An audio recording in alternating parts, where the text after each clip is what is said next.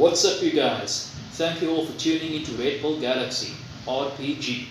My name is Nazim, and I'm going to be discussing something quite important, which admittedly, many years back, I was guilty of doing myself, and that is the topic of neediness in men. Now, guys, you need to understand that unfortunately, as with nature, it's all about survival of the fittest.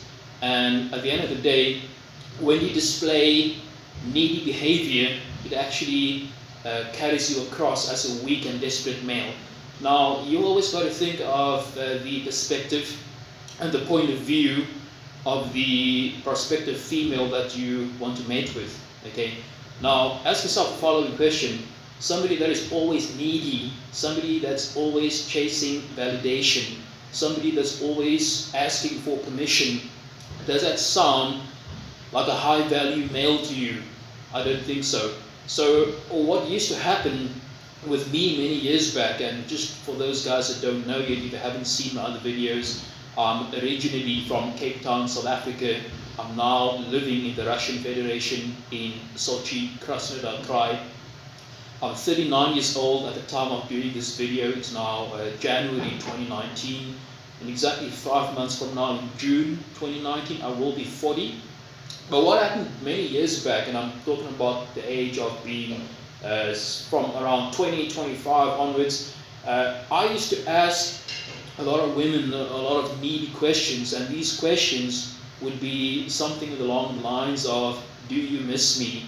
And when am I going to see you again? Questions like, do you want to be with me, etc., etc. Now, when you ask questions like that, when you asking questions like, do you miss me? When will I see you again? I really want to cuddle with you. You know, it comes across being very desperate. It comes across as somebody seeking a lot of attention. And typically, what it gives off in terms of the impression, it gives off the impression that you don't have anything else going on. If you are always going to be available, and if you are always seeking the attention of a woman, what you're in fact doing is that you're giving your masculine power away, and you are making your survival or your happiness contingent on that of a woman. Now, typically, women are looking up to men as the leader, as the provider, as the person steering the direction. Like with a ship, if you're the captain of a ship, it's your job to navigate and to make sure that everything is going into one smooth sail direction. Okay, so when you're asking questions like, do you miss me? When am I going to see you again? I can't stop thinking about you. It's very needy. It's very desperate. It's somebody always seeking validation and somebody giving away his power. And this is why I always say, focus on your grind, focus on your purpose. Because when you're focusing on something meaningful, if you're focusing on building a business, if you're focusing on going somewhere in life, what's going to happen is that women are going to see that, and women are attracted not so much to the money, but to the personality behind it, the charisma, the energy, the leadership. Just think about it. Even if you have a small business, if you've got something like 3 or 4 people working for you, it means that you've got the leadership capabilities to coordinate work to these people. So you say, okay, you do this, you do that, you do that, and this is what we're going to do on these particular days. This is our strategy. We're going to be moving forward, and this is what I expect of each and every one of you. Okay? So yes, your business is going to be making money, but that's not really the only thing that most women are looking for. They're looking for leadership. They're looking for drive, they're looking for enthusiasm, and a man that's on his purpose is not going to display needy behavior. Okay?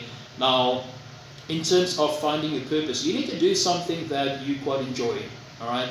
And if you're going to be working, you're going to be spending a lot of time pursuing this purpose. And if you're going to be spending most of your working life working, you might as well do something you enjoy doing, because as Steve Jobs said during his lifetime, you'll be spending most of your life working. So if you're going to be working for most of your life, you might as well do something you enjoy doing, because what's the point of doing something and you absolutely hate it?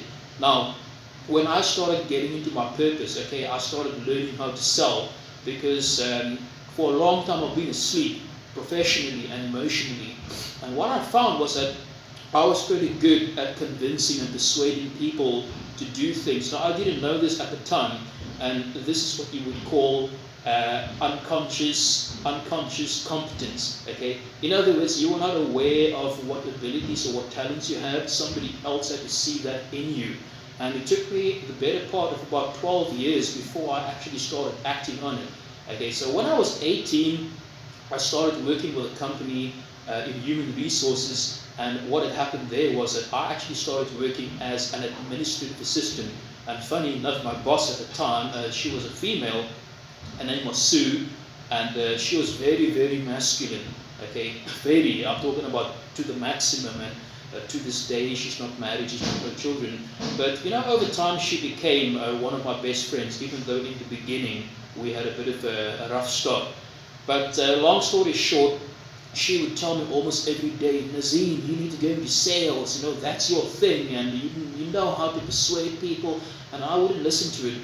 I honestly thought that I believed that she was just trying to be nice, but what had happened over the years was that more and more people started telling me that. So when people tell you that you need to do this, you need to do that, you've got this kind of personality, if you're hearing the same kind of thing from many different people that don't know each other, typically it means that there's something to it. So for example, if you have an affinity to fix cars, for example, okay, maybe this is something that comes to you quite naturally.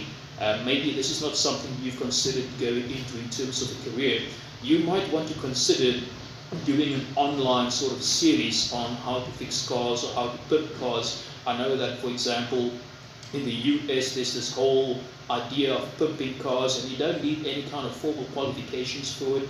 If you're interested, I've linked a link in the comments in the comment section below on how you can go about building an online course. And the truth is that for everything that you know, there's 1,000 or more people out there that would love to learn how to do what comes to you naturally.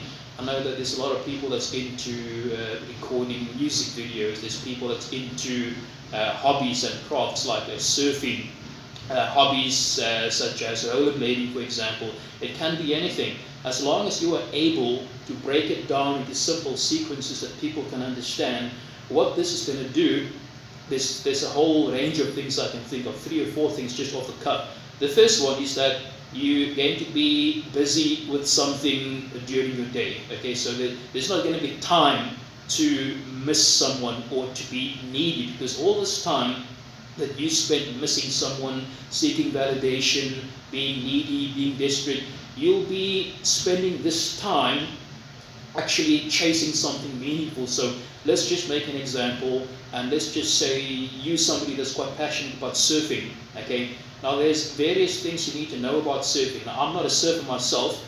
I've surfed maybe once in my life, and that was it, and I wasn't very good at it. But what I can imagine is that there's different kinds of surfboards. There's different kinds of progressions. So you need to learn how to do very simple things, and then thereafter progress into more advanced things. You need to learn about how to look out for different types of waves, etc. I don't know, I'm not a surfing expert, but what I'm saying is that if you can break this down into 10 or 20 different videos, and they could have different tiers, and say, okay, I'll give you a free trial, and you can sample my first 5 videos free of charge, and this is what you'll be getting if you buy option A, that's your bronze package. There's option B, which gives you a little bit extra, that's your silver package, and then option C, which is the high-end premium package that gives you the gold option. And research has shown, I'm in sales, I sell software for a living. Research has shown that when you present 3 offers to people, not 4, not 5, just 3 offers, option A, B, or C, typically people are more keen to make a choice. And this is why, when, for example, you look at things like ice cream, why do you think most ice cream companies offers you chocolate, vanilla, and strawberry? They do not offer you like a whole range of 22 different flavors, because the research has proven that when you offer people 3 choices, you limit it down to 3, that psychologically you end up choosing at least one of them. Okay, and never be afraid to ask for the sale. And what you'll find is that once you start pursuing your passion, once you start trying to monetize what you want to do, is that when you look into one thing, for example, now you're going to learn how to make online videos, you're going to learn how to create a pay gate, you're going to learn how to create a sales funnel, whereby people, if they choose one option, you add another option and you ask for an upsell. For example, you go to McDonald's and you ask for a Big Mac, what they're going to then ask you is, would you like some fries with that? Or would you like something to drink with that? Or would you like some apple pie or some dessert with that? Now that's called an upsell, and typically the easiest person to sell to is somebody that's already purchased from you. Think about it. If you've gone to an auto dealership and you purchased a car, typically they're going to ask you, would you like to buy some car insurance with that? Would you like to buy some rims for your tires with that? Would you like to buy a child seat if they can see that you've got a small child? And these are all upsells, and typically 9 out of 10 times most people are going to end up buying one or two. Now, where am I going with this? How does this all connect into being needy? What I'm saying is that when you're pursuing your purpose, you'll typically find that you can invest so much time into doing what you're doing, getting your business off the ground, getting customers, sales and marketing, and expanding your sphere of influence, that you're hardly going to notice this time go by, and before you know it, you'll be spending 10, 12 hours a day just pursuing your business, and you're not going to have time to miss people. If anything, any woman that you engage with, they are probably going to end up asking you, when are we seeing you again? Or don't you miss me? Why are you not texting me? And if I can make an example with a small kitten, if you take a bunch of small cats and you've got a string of wool, if you keep running that string of wool around the room, that kitten is going to end up chasing that ball of wool because it's all in the chase, okay? But you throw that ball of wool onto the ground, and what happens? The kitten just, walks away because there's no more challenge, there's no more fun in it, okay? It's all in the chase. So when you say things like, do you miss me? When am I going to see you again? I can't stop thinking about you. You are in fact communicating that you don't have drive, you don't have purpose, you're always seeking validation, you're putting the ball in her court, you are leaving all the leadership, all the decision making, the direction of the relationship up to her, whereas most women instinctively want the man to lead. Okay, so you need to learn how to lead, and it is something you can learn, because once you start getting on your grind, once you start getting on your purpose, immediately you're going to lead yourself to the next question as to what do I need to do? Who do I need to consult? How do I put this thing in action? Which people do I need to bring on my team? And automatically, as you start getting these steps right, one after the other, you are going to start developing the feelings of confidence that goes with pursuing your grind and pursuing your purpose. And what's going to happen is that without you realizing it, women are going to see this in you. And again, I'm not even talking about money. I'm talking about leadership. I'm talking about asking questions. I'm talking about, setting up some kind of game plan to get your business off the ground. So just by your day-to-day interactions, just your physical nuances when you speak to people. I remember some time back, I was sitting on the train and I was speaking to another guy. All right, me and another guy, we were talking, and he asked me, okay, so what's this thing that you're doing? And I said, I'm launching this ebook, and you can actually Google this. There's a book called The 50 Reasons Why Women Dump Men, written by myself. It's on Amazon. And then there's another book, it's called Ripped Dad, Fat Dad. It's kind of ripped from Rich Dad, Poor Dad, but ripped as in muscular, ripped dad, fat dad. I wrote that book myself as well. So I told this guy about this book that I wrote and how many chapters, etc., and the different types of athletes I interviewed to add some value to the book.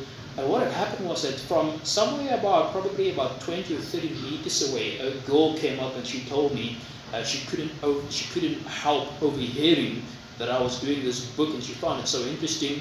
And that's just another example of me speaking to someone about my purpose, and I didn't do it with the intention of attracting women, but as a side effect as a consequence of pursuing my purpose, this girl actually came up to me and we exchanged numbers, we went on a few dates, etc. And I'm not going to talk about what happened after that.